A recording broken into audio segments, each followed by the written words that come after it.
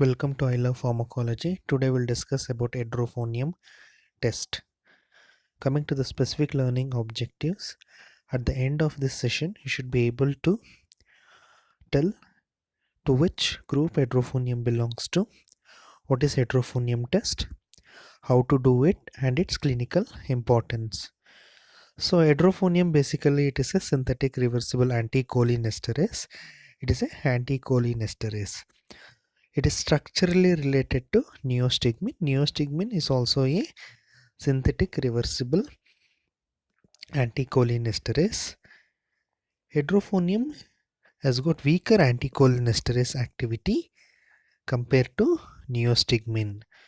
So basically, Edrophonium enhances the neuromuscular transmission. So the onset of action is quick.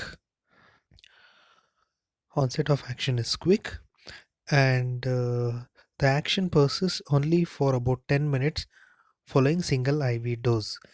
So this is the reason the quick onset of action and the short duration of action, these are the 2 points which favors Edrophonium to differentiate between the muscle weakness due to myasthenic crisis as well as the cholinergic crisis.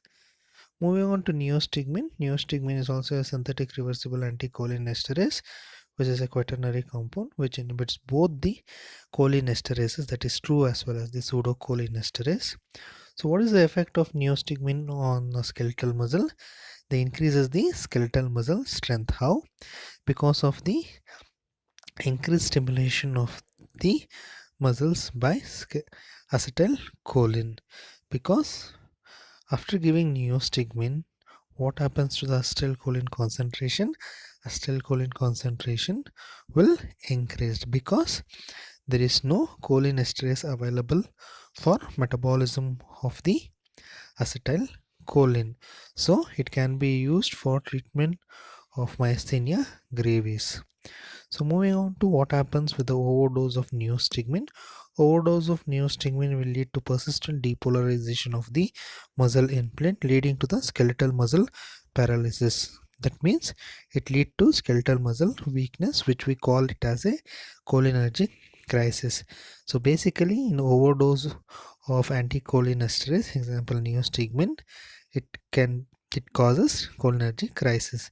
Whereas in case of resistance myasthenia gravis, it leads to the exacerbation of the muscular weakness, that is sudden exacerbation of the muscular weakness, particularly respiratory muscle. So it lead to respiratory muscle paralysis and lead to death. So this is called as myasthenic crisis, where there will be antibody will be present against the acetylcholine receptor. So how will you remember meaning of the myasthenia? Myasthenia gravis. My means muscle, asthenia means weakness, gravis means serious. So it is a serious muscle weakness. So moving on to the diagnosis. So to diagnose the muscle weakness due to myasthenia gravis, you can take a syringe loaded with Edrophonium 10 mg. So 2 mg is given IV. If there is no improvement in the weakness in the first 30 seconds, the remaining 8 mg are injected. So the weakness, if the weakness is due to myasthenia gravis, after giving Edrophonium, there will be dramatic and transient improvement. There will be relief of muscular weakness within 5 minutes.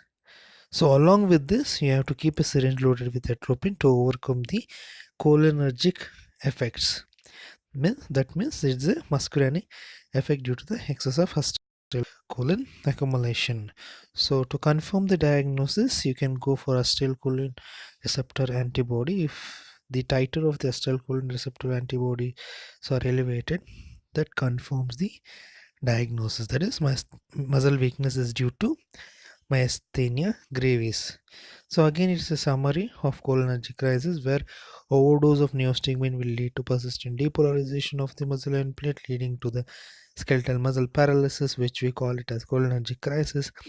The treatment will be immediately you should stop the neostigmine and start atropine, oximes, and artificial respiration. In case of myasthenic crisis, what happens is there is a respiratory muscle paralysis because of the presence of antibody against the acetylcholine receptor. So the treatment will be mechanical ventilation, tracheal intubation. IV methylprednisolone is given through pulse therapy. You should withhold the anticholinesterase for 2 to 3 days. So once the muscle weakness improves, you can gradually reintroduce them. So coming to the treatment in cholinergic crisis, treatment will be you withdraw all the anticholinesterase medication, put the patient on mechanical ventilation, give atropine IV to overcome the muscarinic effects. Neuromuscular blockers can be given to overcome the nicotinic effect, which is not taken care by the atropine. And in case of resistant myasthenic crisis, you should withdraw the drug which is causing it, put the patient on mechanical ventilation, go for plasmapheresis or immunoglobulin IV, which removes the anti-receptor antibodies. So in case of plasmapheresis, it removes the antibody which are directed against the nicotinic receptor at the muscle end plate. So finally, when you inject the Edrophonium 2 milligram IV, if there is a improvement in the muscle weakness, then you can call muscle weakness was due to myasthenic crisis. So after injecting Edrophonium, if there is no improvement in the muscle weakness or still it worsens the worsening of the muscle weakness, you can diagnose the muscle weakness is due to cholinergic crisis. So thank you. For more updates, you can like and subscribe to I Love Pharmacology.